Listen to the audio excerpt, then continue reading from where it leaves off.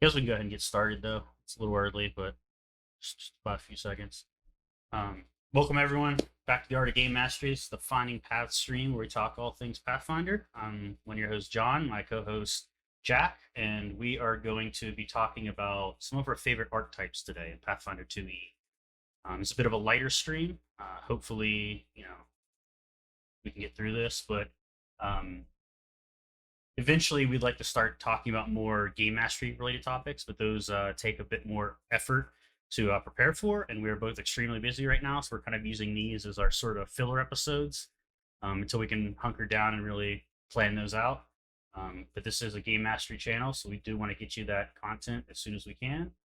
um, so yeah, I think we have, let's see, 6 total archetypes we're going to talk about today. Each of us picked 3 of our favorites, and we're gonna talk about them in length and what we like and dislike about each of them. Um, so we're gonna start with one of Jack's. I believe we get the right one up. He wanted to start with Dandy, so let's start with Dandy. What do you like about it, Jack? Where to start with D&D? First and foremost, why is this? Why is this one of my favorites? It's all about the flavor. There's so many unique mechanics going on. It looks like Paizo really went out on a limb, and this is why we play Pathfinder and not 5e.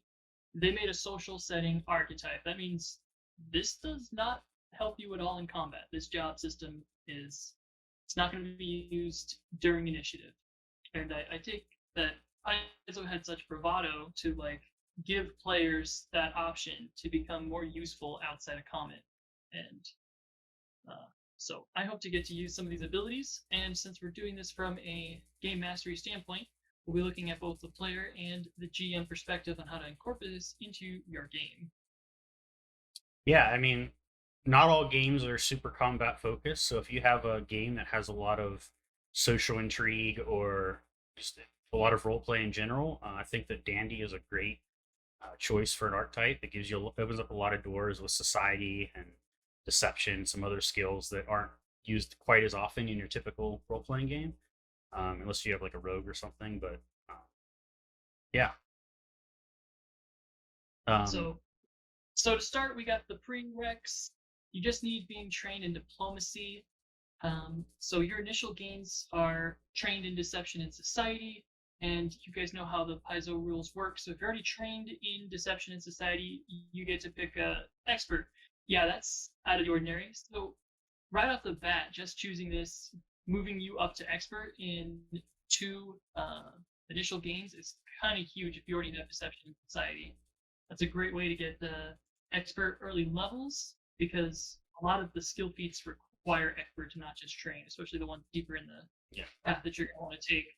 So that is something that I noticed kind of out of the ordinary an for how they expert at deliver. level 2 is pretty good. I mean, usually don't get experts a little later, but if you're like a rogue who would be like your stereotypical person who would take something like this, you're probably already going to be trained in deception society, or at least deception out of the gate. So I think that getting that free bump to expert is really good, especially if you're a roguish character like that. All you have to do is just already be trained in deception of society. Yeah. Boom. It is so useful. So you first learn an ability to spread a rumor or change the course of the rumor, and the next up is distracting flattery. If you have some kind of buffoon in your party, lack social graces, uh, maybe you have an out of place player. Maybe they chose a race that doesn't fit in with how the story is running. Sometimes certain races end up being murderers or slave runners, and you can use distracting flattery to kind of help boost up your party so that you guys don't flounder in any social interactions. Next up, you got gossip lore. You know, rumor has it you gain gossip lore, and it's dripping with possibilities. You get the effects of dubious knowledge, basically, which is pretty nice. If you fail, you get half true information, half false. Um, then down the tree, you get false connections. It has a lot of promise to deliver so many cool ideas. Namely, um, they it's how you interact with a PC with these connections. You can really kind of trick the party with this ability, and I think it should be used more often, especially if you're trying to buy some time or stretch some goals out. False connections is a great way to kind of spread that around. See if you can see that on the page there. Yeah, you're scrolling down, you can see them. Um, So then, so yeah, I was gonna say some of these later level ones are, or I guess mid-level ones more accurately, are awesome for your games who are, you know, your NPCs have a lot of personality, and you're able to influence your NPCs' decisions as a player. There's games with like I mentioned before, like the intrigue related games or a lot of your mysteries or whatever.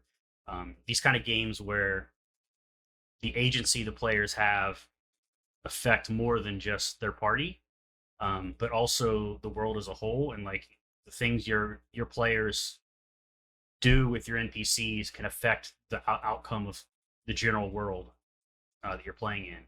And I think those are awesome games, and they don't even necessarily have to be restricted to roleplay only games. Like a lot of, I think that making your world a living, breathing thing and having your players influence your NPCs and the world around them is something you should strive for as a game master, and something you should really try to incorporate in all your games, whether they're intrigue based, whether they're social encounters, whether they're combat heavy. Like doesn't matter. I think that that's something that should all game masters strive for, and this really absolutely. facilitates that. And then this one is for my players. You guys are gonna love this one. This is my personal favorite. Wedding Crasher. I mean, Party Crasher. Let's take a look at the rules. Chances are you haven't even heard of them before. You attend all the fashionable social parties, no matter how exclusive they might be. Anytime you encounter a social event you would ordinarily be denied access to, such as a coronation or a royal gala or some other function, you can spend just 1d4 hours to secure entry without the need of a skill check. So you will find an invitation, or invitees are looking for fashionable dates. You get a temporary job with the caterers or an event staff willing to look the other way, or some other mode or access for yourself and your allies. You and your allies. Glad they added that. This Yeah. ability doesn't apply to secret events. Obviously, secret events don't count. Small gatherings with no staff, no dates, or outsiders naturally aren't involved. So This is like you need to get in to fulfill an assassination contract of some person who is screwing up the economy of the city or whatever, or overstepping their political bounds. But you don't have an invite to this exclusive party that your kind. When I say your kind, I mean like adventuring rabble are normally not invited to. Well, you as a dandy can secure access for you, not just yourself, but the rest of your party as well, in order to get in and succeed in that task. So I think this is really good, and I'm really glad they didn't make this like a capstone ability in that it's like super high level. I'm glad they kept it rather mid level. I would have honestly put this one probably even a little lower level, I think, if it were me. yeah, Seventh still seems a pretty high for this one, but um, yeah, and I do find it weird that they don't have like a capstone ability for this archetype, which is interesting. Like a high level, like 14 to 20 um, leveled feat that you can take. It's pretty interesting, but um, we need to think of some legendary abilities. yeah, Well, that pretty much covers the dandy, and I look forward to hearing about your guys' experience with the dandy. So if you have a dandy in your game, put it in the comments. GMs, big think tank. Let's talk about how to introduce dandies into your campaign, either to help the party or as an adversary to kind of give them more of a challenge, like a noble that is too rich to be fought. So you just can't enter their garden, like you said, with an assassination attempt. This is like the perfect motive where they've already got established and the adventure is already well known. You can't just like you know bluff your way in there. This is where dandy comes. yeah. And if So you you're one of those GMs who loves to give out free archetypes, that variant rule in the Game Mastery Guide, which I'm one of those people. You may consider, if you have a very intrigue heavy game where a lot of these like galas and parties are going to be common, you may consider just giving everyone a dandy archetype for free, and let them kind of evolve their characters how they see fit still. But if they want to pursue that direction, let them do it without feeling like they're sacrificing anything to get there. So that's an option you can also take as well. Before we continue, though, I see there's another viewer in here. How are we doing on the audio? Does the audio sound all right on your end, or let us know if there's any issues there, please, because it really we can't tell from our side. We did appropriate mic checks ahead of time, but we only know how we sound. Yeah. That So covers John. So if you're ready to bring up your next archetype. yeah, so this one is probably one of, if not my favorite archetype in the game, probably up there with the top three. And that's the Dragon Disciple. And I like this one just because of the cool factor. Like, I don't know, as a kid, I was a huge fan of the Legend of Dragoon game on the PlayStation 1. And this archetype really evokes that feeling for me, where you kind of take in the essence of a dragon, a specific type of dragon, and you kind of can, your capstone ability is you basically, you know, take, well, not just your capstone, but before that as well. But you take form of a dragon, and evoke some of its benefits and its abilities. And I think that is just a really freaking cool thing to be able to do. And I mean, it doesn't. Another thing I like about this is it doesn't kind of step on other classes' toes. It doesn't try to do things that other classes already do and just let other people do them. It just kind of like does its own unique thing. The one exception of this might, I guess you could argue, is the Draconic Bloodline Sorcerer, which kind of gets a lot of these things already. And I probably, if I was a Draconic Bloodline Sorcerer, I probably wouldn't go with this particular archetype, because there's a lot of these feats that call out if you are a Draconic Bloodline Sorcerer, then it doesn't really give you an alternative. It just says, whatever kind of deal. Um, like, let's see if I can find an example.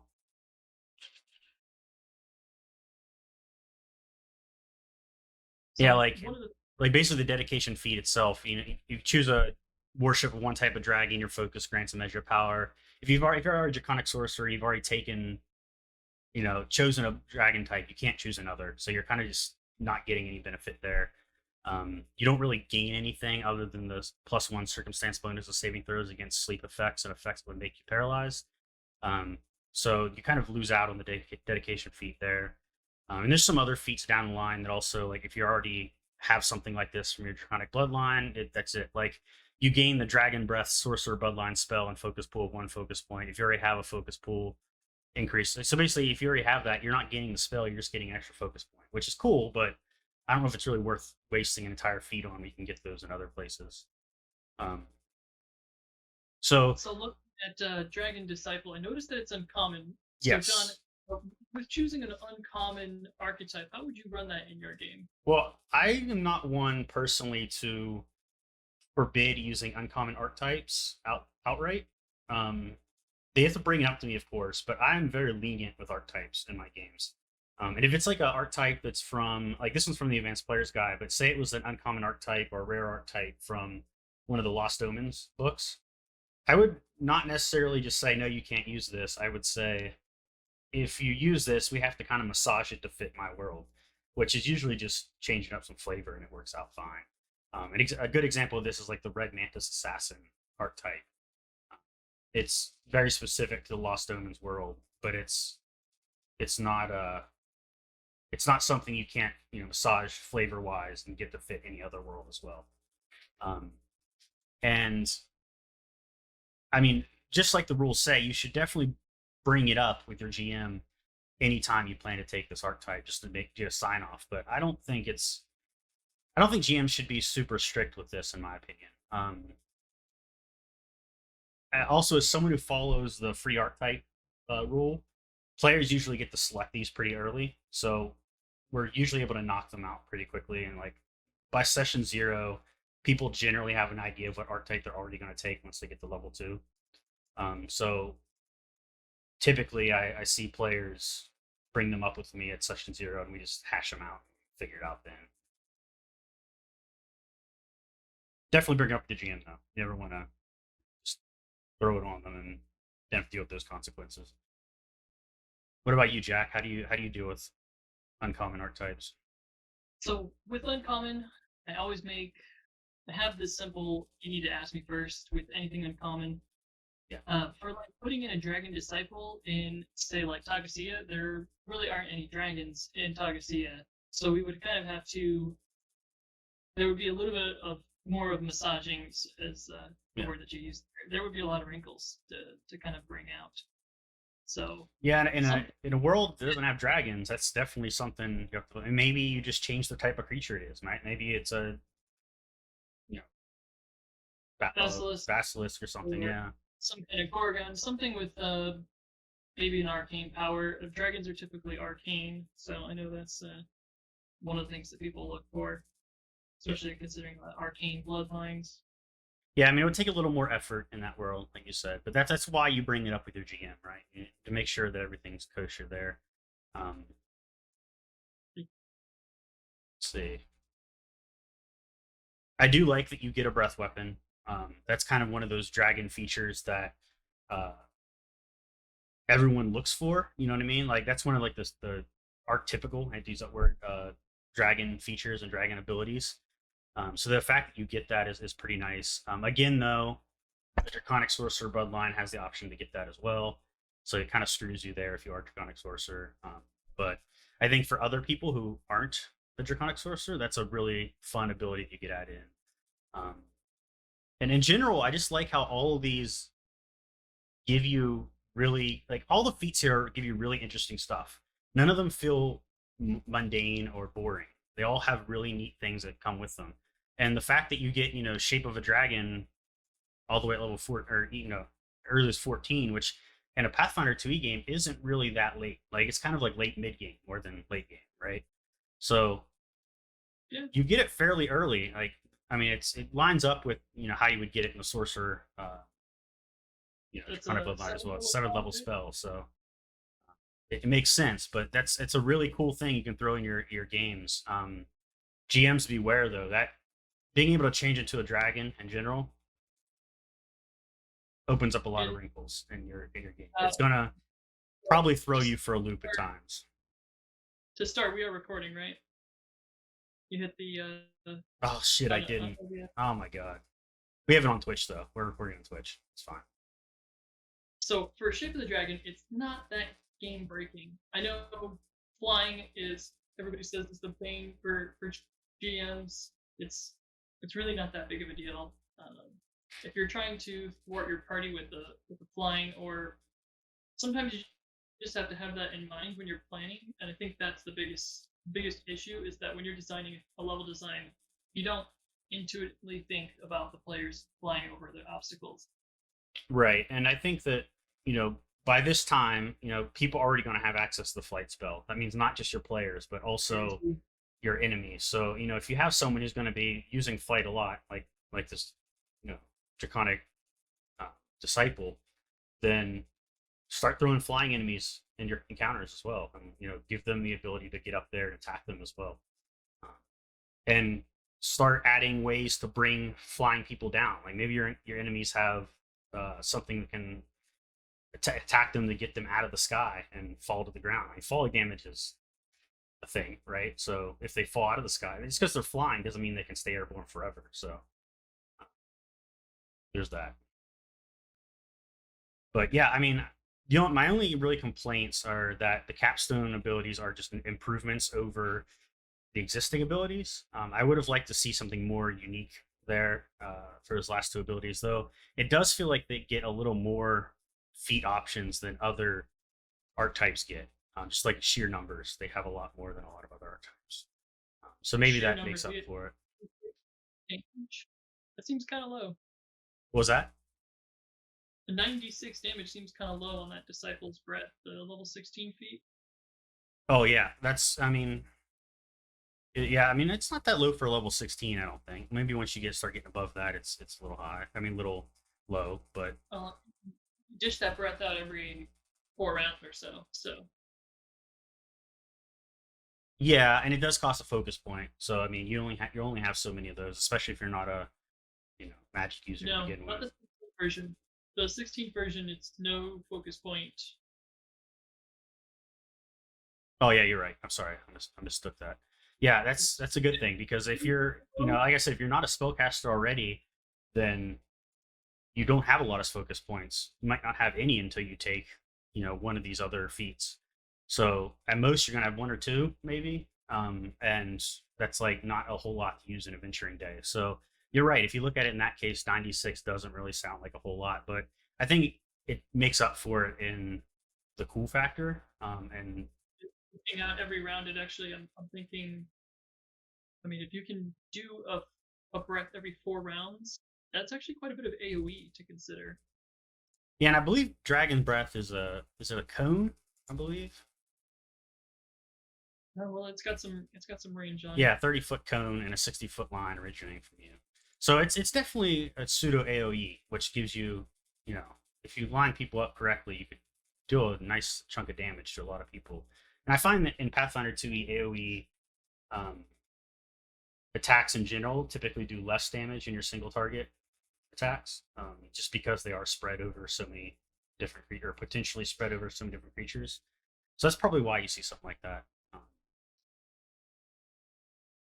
That is cool factor. It's got it in spades. There's nothing more Yeah.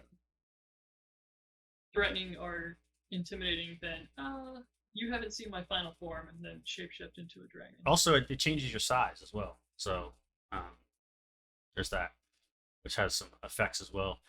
But moving on to another magic-based class, let's talk about the Eldritch Archer a bit.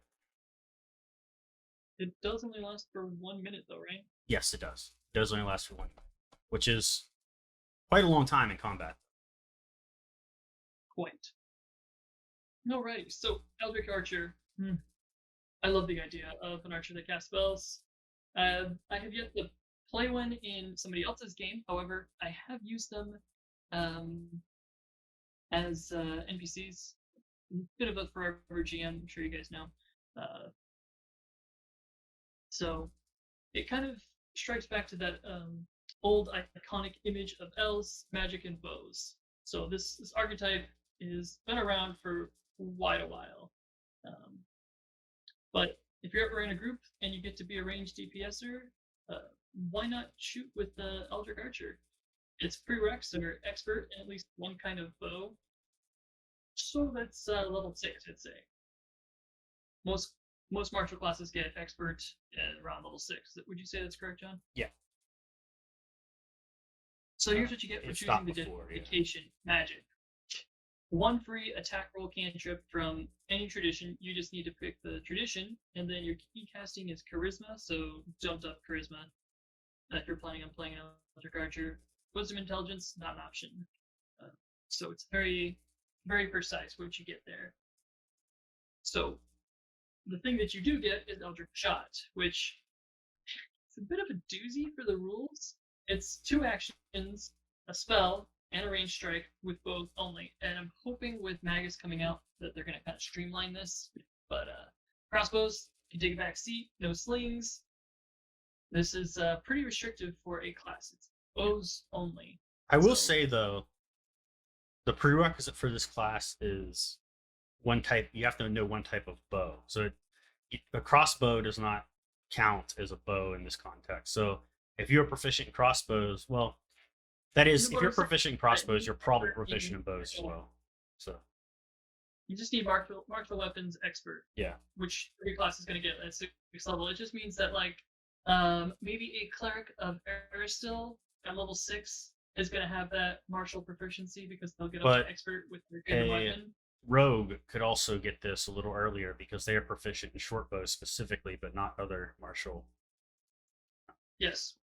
So a rogue could take Eldritch Shot, correct. I do like how their dedication feat gives you a new action type. I like when archetypes do that. I think it's a bit more interesting than just like giving you a couple extra skills and maybe some different ways to use them. But I love when archetypes give you like a whole new action you can do, like Eldritch Shot here. It's a three action activity, but it's still a fun new thing you get to do with your class, right? That only you can do, is unless someone else takes Eldritch Archer. It's it's leaving a lot of room for javelins and throwing axes to Mhm. make an archetype built around that because there's no throwing specialist. Yeah, Kind of sad. we've Juggler talked needs about to that be. before.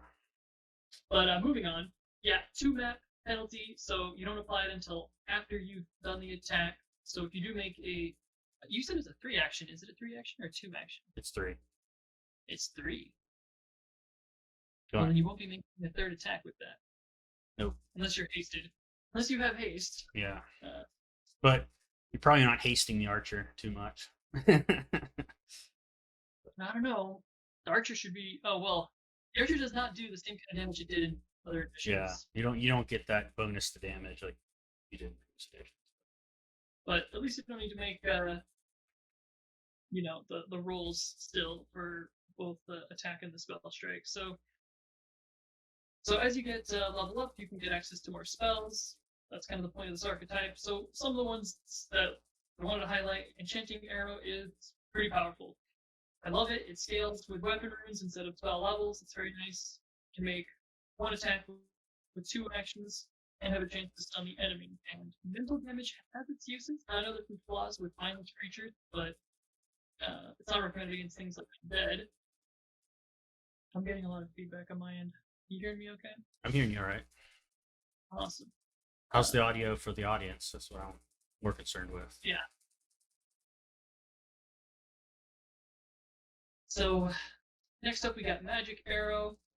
This is when you need to find the right ammunition for the job, and if you have a GM who has a history of working with you to deliver some nice homebrew options, this can be really amazing.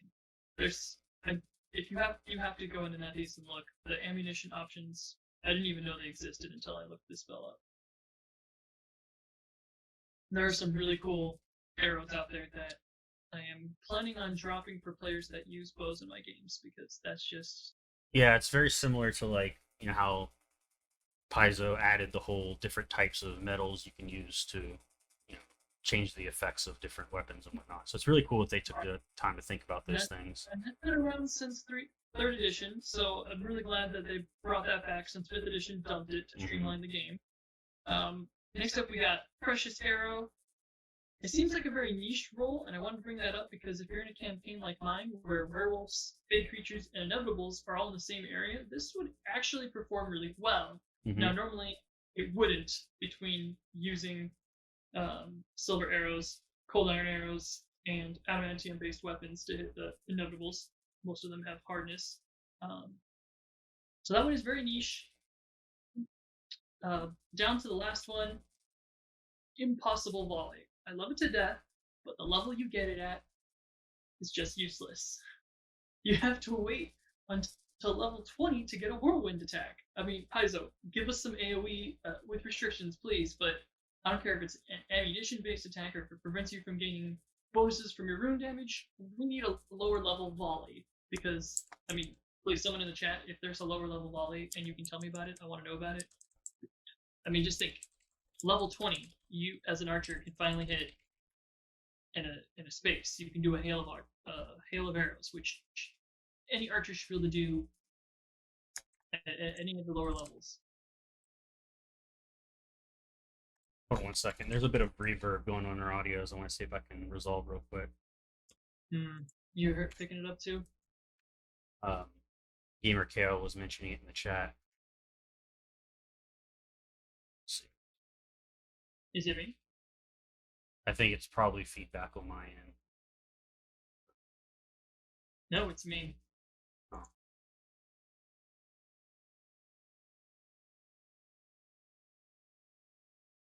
Alrighty, well that covers everything for Eldritch Archer. Just wanted to do a real quick glance at that guy. You have anything to add to Eldritch Archer, John? Not really, no. Sorry, I was focused more on the audio issues, so towards the end I was zoning out on the Eldritch Archer bit, but I did catch the bit of Impossible Volley being such a late level feat while being really cool. And I agree that, it would be nice if Paizo gave us a bit more AoE martial stuff, a bit lower level. I mean, restrict it, of course, because it does kind of break the balance of things. But yeah, waiting to level 20 to get that is kind of feels bad, man. But and it doesn't 20, feel super OP either. So it's like it doesn't feel like a level 20 it does thing. not feel like level 20 feet. It should be groundbreaking. It should be catalytic, Yeah. and it's like I think a lot of the capstones in archetypes and even all of the capstones in classes, to be honest, like the feats you can get at level 20, feel a little underwhelming in Pathfinder 2e. That's probably one criticism I do have is being level 20 doesn't. I mean, Pathfinder 2e is designed so that you feel like a hero the whole game, right? So that means that once you get to level 20, you don't feel like any more of a hero than you already did the rest of the game. You just feel like a hero that hits harder. So that's kind of like one downside I'd say that Pathfinder 2e has, but it's a pro and con kind of deal because it does make the rest of the gameplay more interesting. Yeah, like the Kimbrica, it's like yeah, it's just like okay, you can do a mini fireball now. Like okay, great at level 20. Um, thanks, something thanks, that by the something that my wizard friend could do better at level 5. right. That well, you could just as an Eldritch Archer just take Fireball, and Yeah, I don't even think you can use Fireball with Eldritch Archer. It needs to be an attack base spell, and Fireball, of course, is reflex save. yeah. So the next favorite archetype of mine is one I've talked about before in these streams, and that's medic. I like the idea of medic. I like that it allows any player to become a quote unquote healer, as we kind of talked about in our Holy Trinity video before. Um, but not only that, it gives you some things that a normal, you know, medicine focused player or even some healer targeted classes don't get. Like the treat condition thing is really cool. It's kind of niche, like a lot of things we've talked about here, but it allows you to basically, reduce some status effects that normally are a little more pain to reduce, giving other rules like the clumsy condition, the enfeebled condition, the sickened condition, um, by just making a medicine check. Also, um, the dedication ability is actually super useful.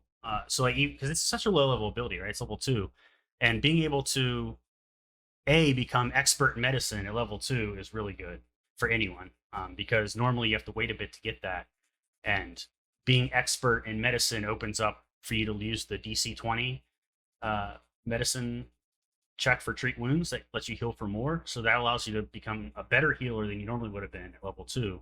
So even if you're already a healer type, taking this will allow you to specialize a bit more and really make your heals a bit more potent. Unless you're using a healing magic like heal or soothe or something. Um, but even if you're using the DC 20 chip, what was that?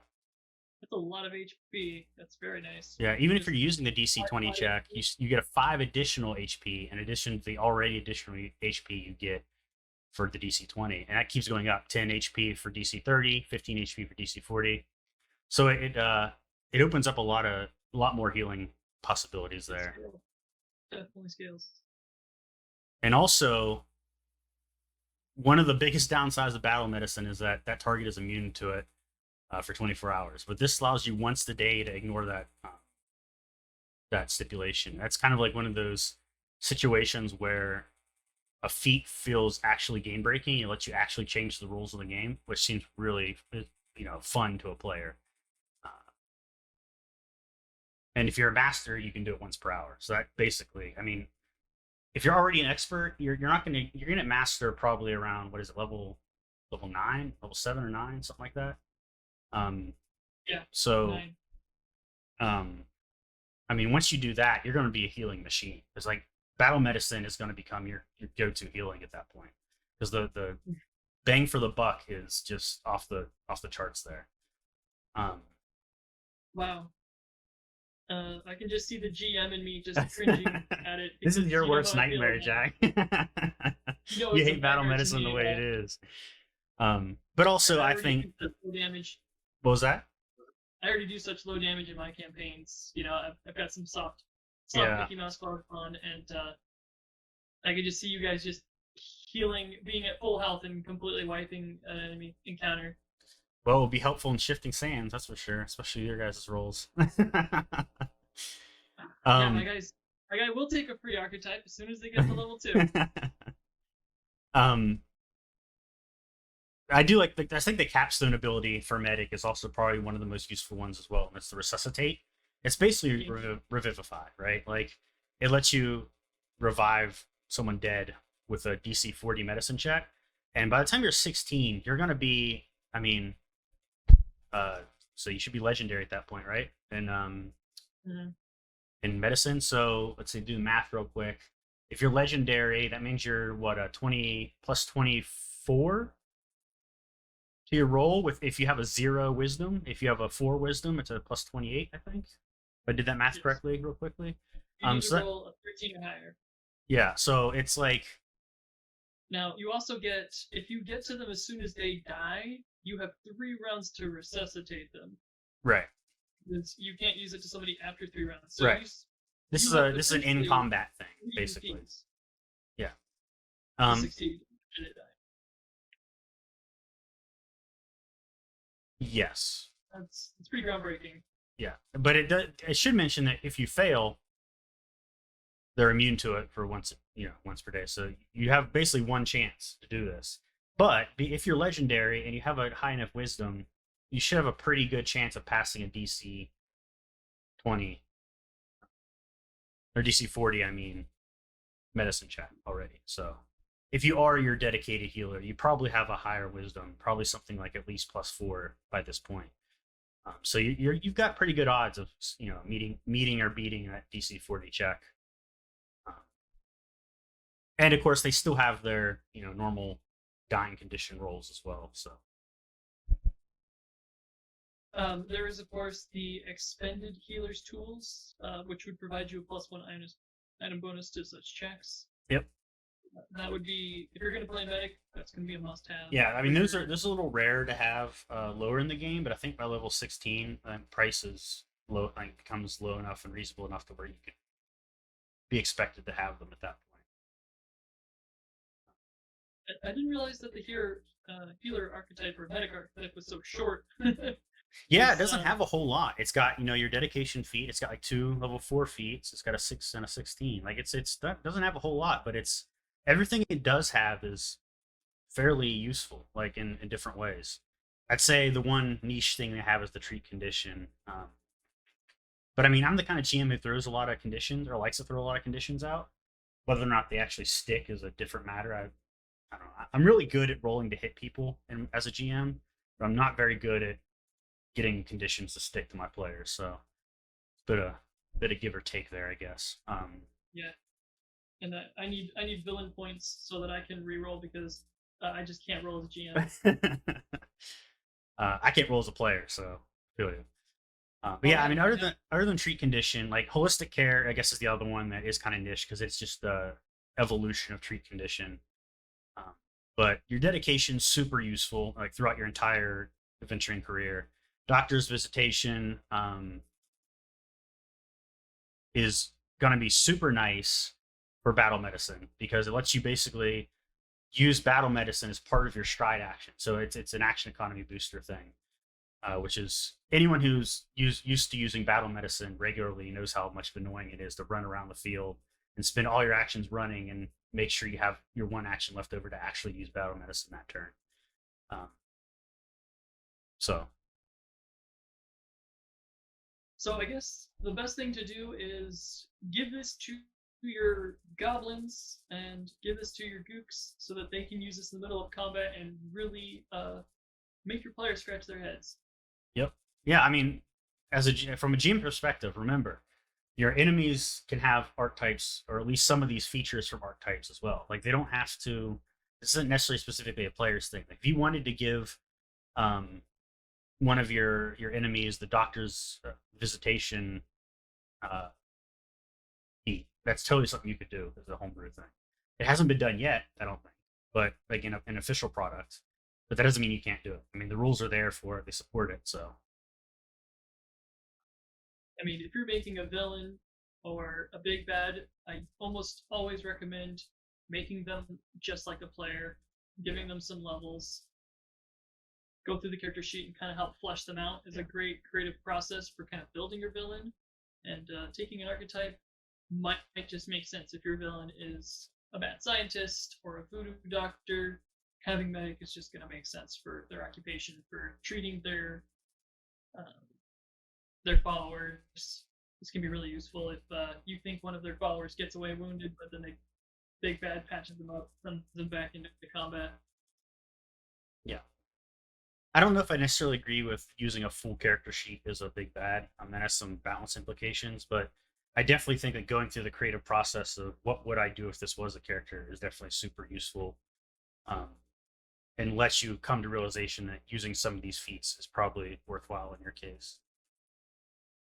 But the next one we're going to talk about is one that I actually haven't even really paid much attention to until you brought it up, but it's super cool. And I think that talismans are something that are often overlooked in Pathfinder 2e, myself included. I'm guilty of this as well. But yeah, you want to talk a little bit about Talisman Dabbler? I am currently using a Talisman Dabbler, and I gotta say, this is the ultimate support role for what alchemy has already taken. I'm playing a cleric, and we have a party member who already has taken alchemy, and so when you say taken alchemy, you mean the party member's an alchemist, or the party member took an archetype to have alchemy, okay. So they already have some basic healing to kind of throw around. Gotcha. And I had originally planned on branching out to have different methods for being a support character, and alchemy was already taken. So I was like, So I started looking around, and I looked at the scribe, the scroll trickster, and it had some interesting ideas, but it was basically just copying spells. It wasn't until I read about the Talisman Dabbler did I go, oh, okay, it's complicated, but that's kind of like what makes it so useful. So I know we've already talked about support class on our channel. It's not the healer. It's a huge addition to having something to borrow, branch out on your tabletop RPGs. Is having the support, and this particular class works really well with buffing your allies, figuring out what your allies are good at, and then helping them to do that job even better. So the prereqs for Talisman Dabbler are you ready? Yep. Nothing. Nothing. There's no prereqs for it. You can just take it. That is one of the. I don't think there are any other that have no prereqs. It has. Never paid much attention, but you might be right. Yeah, I don't think there are any others. And so the thing you get is for choosing Talisman Dabbler, you get the dedication. So you know a list of like 10 talismans at level 1 or 2. That's all of them. You don't need a book to do it. You just can craft them daily. You can craft 2 a day, but you can also fit up to 4 talismans in a 10-minute span. So I don't know where you're going to find those other 2, but maybe your GM will start throwing around some talismans, get your players in tanks, check them out. Talismans are great rewards because they're one-time uses. It's not necessarily going to throw off the balance of your game. It could, but it's not likely. And then they can always just sell it for money if they can't find a use for it. Yeah, talismans are really fun. I threw one out in an early dungeon in Shifting Sands, and you guys, I believe Bear used it, the dwarf that was with us at one point. And he came up with a creative use for it when we were fighting those animated statues, so that were somewhat above your level, and it ended up working out for you guys. So I think talismans are, like I said, they're often overlooked by the GM and the players. There's something that I think isn't super common in tabletop RPGs today. So they're kind of a unique thing. Like a lot of Pathfinder 2e players come from something like 5e or 3.5e. I don't know if they were a thing in 3.5e, but in 5e they're definitely not a thing. So I don't think a lot of people, they're just not on the mind of a lot of people playing. So I think they're often forgotten about. But they're really fun and really useful. So GMs, toss out some talismans. They're not balance breaking, so you can toss them out pretty, generously, and they're not gonna. They're one-time use things often. So go for it. So for like a level 2 party, you're probably not going to have any magic weapons. Give them talismans. You, as the talisman dabbler, you've got right off the bat a talisman that is basically going to make one of their attacks function just like as if they had a magic weapon. But there's a lot of other skills that you can update that with. So once you get your rogue in your party has expert in almost any of the skill monkey jobs, you're going to be able to put a talisman on your rogue for just about everything, since they're going to be the biggest skill monkeys. And then, of course, I've used it to dodge traps. Not something that my GM was expecting. I kind of just like floated right over it. There is so many options to choose from. So looking at the feats, if you want to be the fastest dabbler in the land, you can take quick fix. It's not necessary, I don't think, as far as like if you're going to have that many talismans. It's an interesting feat, but if you're already using the 2 daily preparations, then maybe just wait. So like down the line at level 8, you can double the amount of talismans to that 4 that I talked about earlier.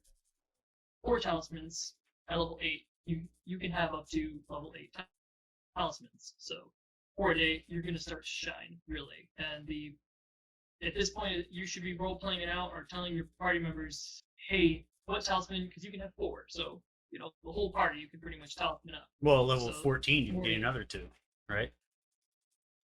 The special is you can select this feat a second time here. Yeah, so you could have the 6 at the end of the game, which is, which is just overkill on talisman. Yeah, I don't know if you can overkill them, but they're definitely going to be useful in different situations. So you can kind of become more flexible, I guess, with your applications.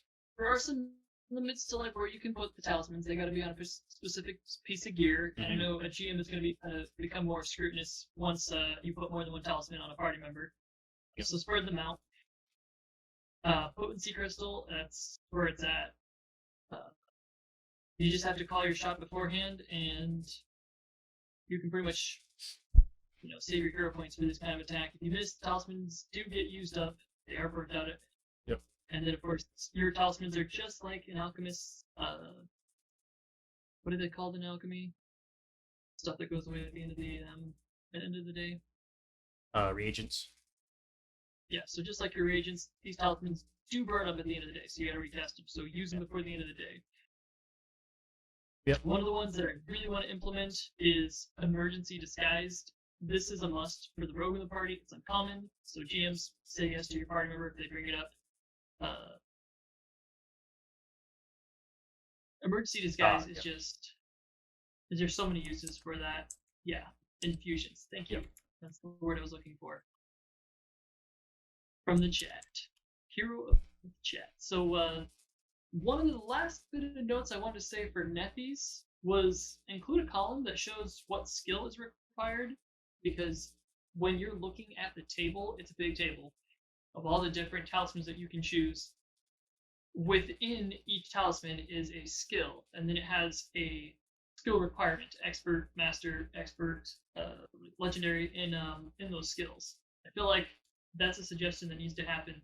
So if they have a box, put it in there. Let them know over Nethies that, the use of talismans is going up, and we need a quick way to search. To give you an example, some of them have trip. You need to have, at like level 2, you need to have expert and athletics. Not everybody is going to be spending that 1 skill point by level 2 on athletics. Right. Depending on your class, you might be choosing it in stealth if you're the rogue. Only the fighter is likely going to be taking that. No, if you're the rogue, you get quite a bit of skill points early, so you could probably manage it. But... skill increases? That's fair. Yeah, you get 1 skill increase every level. You're probably going to spend level 2 on stealth. That's fair. Yeah, I think the guy who builds or works on Nethies or whatever is actually on Reddit, so you might consider calling him out or not calling him out, but pinging him on Reddit, pinging him on Reddit and see if he'll make your suggestion reality. If you guys don't use Archive of Nethies, you're wrong. Use it. It's just going to inspire you to make better games, and they have all of the links and options to buy all of the books right there from the site. So if you're not already hoarding all of the Pathfinder books, do so. Definitely. It is the It's a GM's best tool. It's the best tool they can have in their toolbox, especially if you're playing like online or virtual games. You quickly look something up in the middle of the session without having to bog things down, which is nice. Yeah, so I did notice that Talisman Dabble is another really short one, though. It's only got including the dedication feat, it's only got 4 feats, which is right, but it does give you an access to a type of magic that is really easy to gloss over. Yeah. Alchemy kind of took the forefront of Pathfinder 2e when it came out, and so things like the extra munitions, they kind of went to the backdrop. Not many people notice that, which I'm trying to kind of help revive. So you GMs out there can know if you're making some archers, give them different types of ammo, and if you're making maybe some occultists, talismans is a great thing to add into your cultists. Kind of like the root magic, which I talked about as my favorite occult skill feat. I think it just kind of like you can shoehorn this in there with your cultists. If they start dabbling in talismans, you can kind of bury the lead lightly and start showing some like burnt up talismans. And then when they fight the cultists might be utilizing some of these talismans in combat, and it's going to give the fight a little bit more memorable care when you describe like how a talisman works, but they're on the receiving end of it, right. instead of the player getting to use it on the enemy. So we only have 10 minutes left in the show, but the last archetype I wanted to cover was the Beastmaster, which I've talked a bit about in previous shows. I love this archetype. It kind of breaks the taboo of game design where it steals the thunder of another class. But Jack and I were talking about it a bit before the stream, and it's not that bad because a ranger. I think the idea of an animal companion with a ranger kind of came later. I think the original stereotypical ranger was something like Aragorn and Lord of the Rings, where more scout type person. And in reality, you're not going to be coercing animals to do your bidding. So I think that the idea of an animal companion ranger came more along with like the Dritz books and maybe some video games of the time. But yeah, Odin definitely helped shape that with his Black Panther. Yeah, which is awesome. I mean, it's actually funny because Dritz was also a ranger that's dual wielded primarily, like Aragorn, Lord of the Rings, and he wasn't. I mean, he could use a bow, but he didn't use it a lot. So it's kind of funny that our stereotypical idea of a ranger kind of evolved from a single-handed or dual-handed wielding melee scout to one with an animal companion to a ranged user with an animal companion kind of deal. So kind of evolved these different ideas over time. But I still feel like the ranger class in tabletop RPGs in general feels more like an archetype than a full-on class, because I feel like everything that makes a ranger unique has to do with the exploration phase, and I don't feel like that's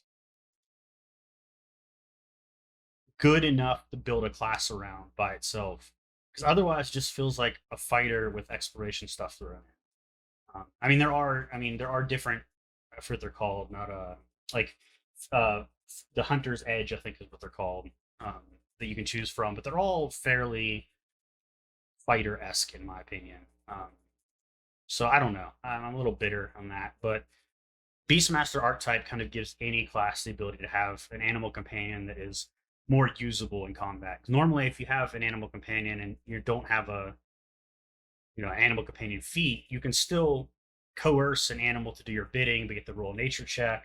You have to meet a certain threshold on that check, and then you're limited to what you can do, and you basically spend one of your actions to have the animal do one of its actions, which with the animal companion feat, it's a lot more. It's guaranteed for one. You automatically it does what you told it to do, and you spend one of your actions to give it 2 actions, which is really nice. So the Beastmaster dedication effectively lets any class have that but it also, if you already have that, it gives you a second uh, animal to be in your arsenal. However, you can only have one active at a time, which I feel like is a little meh. But I feel like it'd be awesome to have like an army of animal companions. You could just do your bidding. They do really towards the end. No spoilers. Yes, they do towards the end, but it's towards the end. um, the other thing is I really like that it gives you access to the heal animal spell. Because the rules is written, there's not a you can't really use treat wounds and battle medicines to heal an animal. It has to be a humanoid, I think, if I remember correctly. Well, yeah, you need to go to veterinarian school Yeah. before you have to go. So the heal animal spell is, you're one way around that, and it's important for someone who's going to have their animal companion on the front lines a lot, to have this because they are going to become the target of attacks because they're probably going to be dishing out quite a bit of damage. Some of these animal companions, especially once you get to like the savage animal companions, the nimble ones, or even just the mature ones, uh, are quite potent. They hit hard. So they're probably going to take the ire of a lot of enemies. So you want something to heal them up with. If you have like a druid, they probably already have something like this, especially if they're an animal companion. I mean, I know they do, but I mean, like, especially if that particular druid has an animal companion themselves, they probably already took heal animal spell, so it will help you out there as well. It's not an option. If you choose the companion on druid, the trees of druid, I can't remember what you call them. There's 4 wild. Yep. Companion, druid. What's it? Can you not get heal animal if you take the heal animal? Companion, Yeah. if you choose the companion branch of druidism, and heal animal comes with the animal companion. Okay. So you do get it. Mm-hmm. So they might be to help you out there, but I think that any Beastmaster worth of salt will have a way to help his companions out a bit. Magic Hide I find a bit interesting. It basically lets you, defend your animal companion in combat, which I don't know. I mean, I guess if they're like on their last legs and you don't have heal animal, then it might be a good way to do it. But uh, it does. It's a spell as well. It's the Magic Hide focus spell. So right, a ranger could get this. Yeah, but I mean, if you have heal animal, it's also a hit focus spell. So you probably only have one focus point at this point, unless you're already a spellcaster. So I don't know which really makes more sense to use. Granted, you probably only have one or the other because they're both level 4, unless you take it later and go back and take another feat. Point if you take Magic Hide. What was that? Yeah, you get a focus point. You do. That's fair.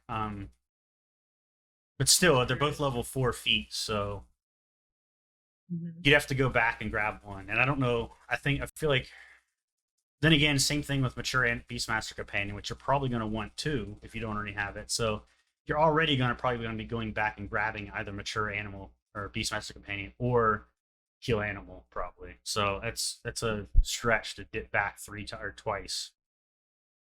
Beastmaster is heavy. There's a lot of feats to choose. Yeah, so. I mean, even you have 4 level 4 feats. You have Wild Empathy too. Which I don't find super useful. It's basically a way to communicate with your animal companion using diplomacy, and ask simple requests from them. I mean, I guess in certain get this as a truth for free. So. Yeah, it's in certain situations maybe, but I would probably never take this one personally. Beastmaster's Trance.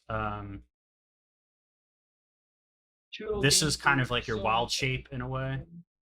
Where you kind of assume the form of the animal companion, and you get the Beastmaster's Trance focus spell. A lot of these are just giving you spells from the Druid focus list. So why don't you cover the end game of Beastmaster? What everybody really came for? Yeah, so you can always have multiple animal companions at once. However, you can't have them active at once. So like you can have them in contract, but you can only have one being used at one time. With Lead the Pack, you can have 2 active at once.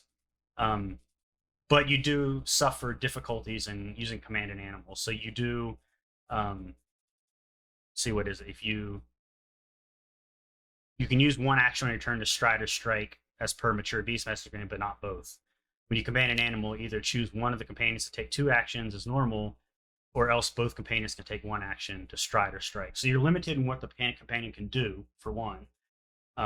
You're limited to stride or strike. But also, you can either command one animal a turn to do 2 actions, or command both animals to take 1 action. So it still limits you a bit on what you can do with them. It's not like a full-on, army of animals kind of at your disposal, but it's definitely a potent combination, especially if you take advantage of things like flanking and whatnot.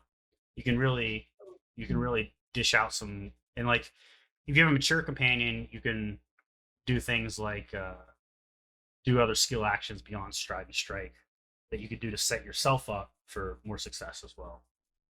So I was just a little unclear about the rules. So just clear this up for anybody who's just curious, and I'm just going on a limb here, John. So Yeah, go for it. on my turn with 2 animals, I can spend 1 command action to 1 animal, and I can spend another action to command my other animal. But each animal only gets 1 action. Each animal only gets 1 action if I can command them both. Yes. I can't spend. Yeah, So you can spend an action to send 1 animal to do 2 actions, or you can spend an action on each animal, but only do 1 actions each. I was really hoping that I could spend my whole turn telling my animals to attack, but yeah, it seems you can only do one or the other. It's unfortunate. What was that? They really fixed the action economy. I mean, you still get good meat shields with having your animals providing flanking and being in position, but one of the things that Paizo does not want to break is the action economy. Well, if you don't command either of your companions, one of the 2, your choice, does get a free action. So there's that as well. But it can only use the stride or strike, which is kind of like what your base animal companion can do. Right. Could you imagine, like, if you're in position with, I don't know, a bow, being able to hit the enemy with 1 action, 2 more actions, both to command both your animals to attack twice. I mean, right. 5 attacks in 1 turn. It'd be a little overboard. Yeah, I agree. That's why Paizo put that in there, is to prevent that 5 attacks in 1 round kind of thing. Yep. And of course, your other skills in between are mostly around beefing up, like, or evolving. I like to say your animal companion, like kind of like a Pokemon, like turning into a mature, turning into either a savage or a nimble. I kind of like they did that with the animal companions, how they have like an evolutionary phase to them. I thought enlarged companion was kind of cool, where you can turn into increase its size by 1 using the enlarged companion warden spell. See, that's super useful for riding right there. For riding, like mounting. Yeah. I think that can get easily overlooked, but if you can make your creature, if your creature is already large, then power to you. But a medium-sized creature, bumping them up to large, it's going to make your some of the more exotic beasts become rival mounts. You know, your panther can be the size large. You're going to have no problem as a medium creature riding them. Well, it actually becomes huge as per the spell. So that's even better. But it is limited to 1 minute. It is limited to 1 minute. So there's that. Oh, it's not a permanent evolution. It's a spell. No, it's a spell. Yeah, it's the enlarged companion spell from the warden spell list, focus spell list. I thought that was an evolution. I was getting excited. No. I mean, you do get an evolution. I believe it's mature that turns it into a large. Or it might be the final one, the savage / nimble version. One of your evolutions does turn it from a medium to a large creature. I don't remember which one it is though, off the top of my head. But by the time your final form, you are definitely a large creature at that point.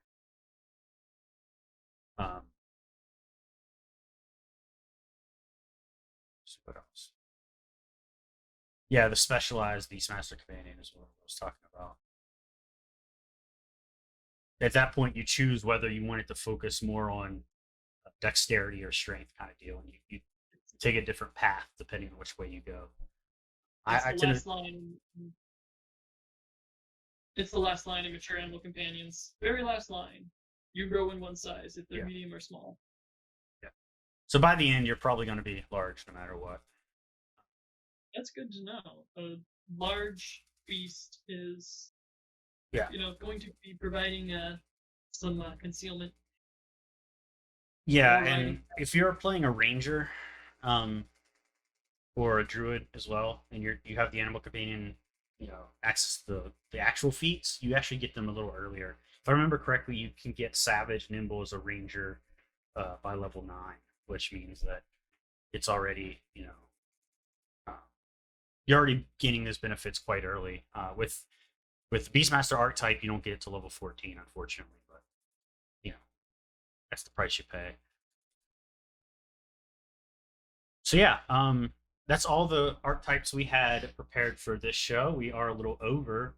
Let us know if there's any archetypes you want to, what your favorites are. You want to see us cover them in the next time we do this, or um, In the comments below. yep. This will be for our YouTube channel, and we're also posting on what's the other Odyssey, which is the library protocol. So if that's more your shtick, the more open, uh, liberty-based viewing platform, then we'll also be there.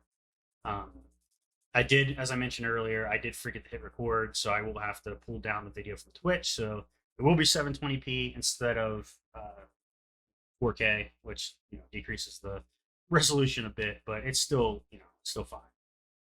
This is what you're watching 720p on Twitch right now, so it's not a big deal. Yeah. I am still working. I am still working on the dancer archetype. I got the art for it. I'm still working on the direction I'm kind of wanting to go with it. I'm back and forth on that. Got a couple options there. Also, I started fleshing out the Crete, which are my version of the ant folk ancestry. But I'm working on the monster side of it right now, so the combatants, the enemies. So hopefully in the near future, I'll finish balancing those and release a whole thing with all those in there as well. Um, what do you got on your plate for releases, Jack? Anything you're working on? Looks like I got a tie for releasing the Matriarch versus the Lobster Knight and the Ruvenair. So I might just have to release all 3 monsters at once. Nice. Those weren't wild hunts though, right? Those were just NPCs within Tennessee. Those were wild hunts. Okay. Even the Lobster Knight? Even the Lobster Knight. Cool. So yeah, we're hoping to push out some more content on the website here soon. We'll let you know when that happens via Twitter, Mastodon, all that jazz. So stay in touch there. Till next time, I guess. Happy gaming.